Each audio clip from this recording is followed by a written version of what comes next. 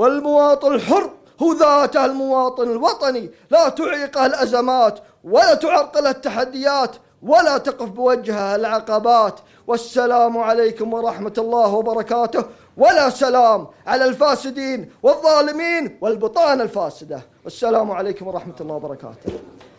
إخواني الصحفيين، بإذن الله في الأيام هذه سوف أدعوكم لمؤتمر صحفي لإتاحة جميع التساؤلات التي ترغبون بها، حتى تكون لكم حرية أكثر في الأسئلة، وما عليكم مني إلى الجواب على هذه الأسئلة، لأننا نعلم أن هناك أشخاص يحاولون أن يخوفوكم في بعض الأشياء، فسوف تكون ديوانيتي لا سقف لها ولا عراقيل أمام أي أحد في التعبير عن آرائه، وما سوف يكون علي الجواب على هذه التساؤلات.